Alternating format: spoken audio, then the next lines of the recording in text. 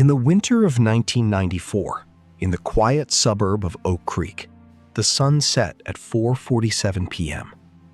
The streetlights flickered on, illuminating rows of identical two-story homes. It was the kind of neighborhood where people left their doors unlocked, a place where secrets were supposed to be impossible.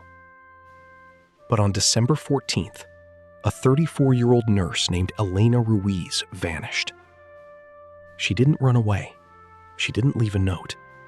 She simply drove home from her night shift and disappeared into the 3 blocks between the gas station and her driveway. Detectives combed the area. They interviewed neighbors. They dragged the nearby river. For 6 months, the case went cold. What they didn't realize, what no one realized, was that the answer wasn't buried in the woods. It wasn't in a stranger's van. It was pinned to a bulletin board in the police station's own break room. The disappearance, 1:30 to 3 p.m. Elena Ruiz was a creature of habit.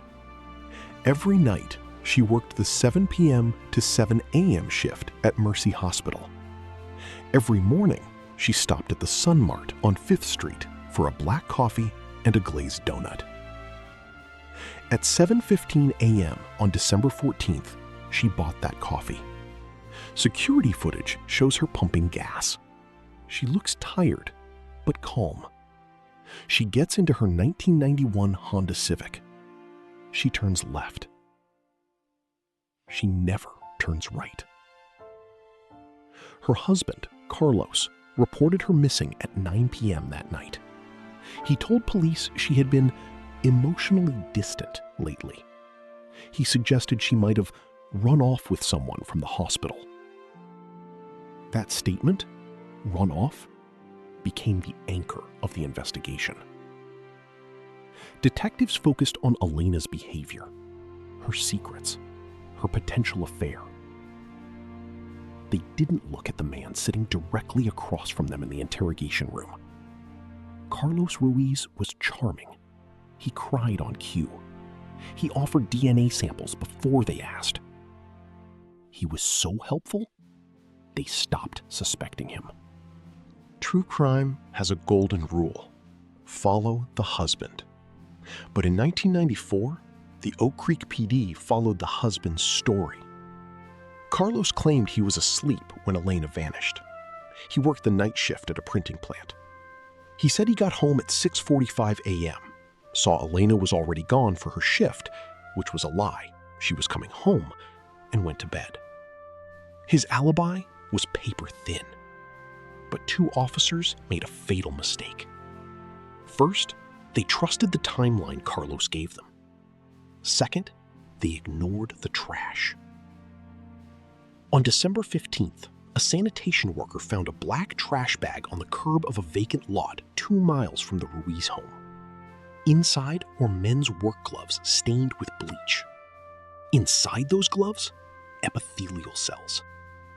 The lab techs logged it as contaminated evidence and lost the sample for 3 months. Meanwhile, the search for Elena turned up nothing. No body, no blood, no car. Here is where the truth sat, waiting. In the chaos of the first 48 hours, a neighbor named Mrs. Albright gave a statement. She said she saw Carlos Ruiz in the garage at 6:32 a.m., 40 minutes before he said he woke up. She saw him rolling a large blue tarp, the same kind of tarp used in emergency rooms. The police report mentioned this in a single sentence on page 47. Then they buried it. Why? Because Carlos had befriended the lead detective. They played golf together. The detective told Carlos, quote, "Don't worry, we're looking for a stranger. You're the victim here." Carlos wasn't the victim. He was the architect. But to prove that, they needed a body. And Elena Ruiz was never found. Or so they thought. The case broke open 9 months later. Not by a detective, but by a rookie forensics analyst named Sarah Voss. Sarah was rereading the case file during a slow shift. She noticed the discrepancy in the garage sighting. She noticed the lost gloves. But most importantly, she noticed the car. Elena's 1991 Honda Civic was never found, but Carlos had told police he sold it for scrap 2 weeks after she vanished. Sarah ran the VIN number. The scrapyard had no record, but the DMV did. On the day Elena vanished, December 14th at 9:15 a.m., Carlos Ruiz registered a change of ownership on the car to a man named Jose Mendez. Except Jose Mendez had been dead for 3 years.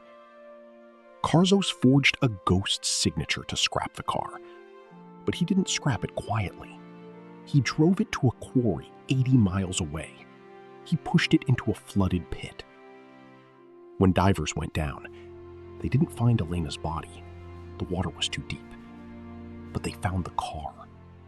And inside the trunk, a receipt for the blue tarp, dated December 13th, paid in cash. In 1996, Carlos Ruiz went to trial for the murder of his wife. Without a body, the prosecution relied on circumstantial architecture. 1. The neighbor seeing the tarp at 6:32 a.m. 2. The bleach-soaked gloves with his DNA. 3. The forged signature on the car title. And the final nail, a diary hidden behind the refrigerator. Elena's diary, which Carlos swore he had never seen, was found by new homeowners in 1995. The final entry read, "Carlos took my keys today. He asked about my life insurance. He keeps staring at the garage. I'm scared of what he'll do when I sleep." Carlos Ruiz was convicted of second-degree murder, sentenced to 40 years. But here is the tragedy.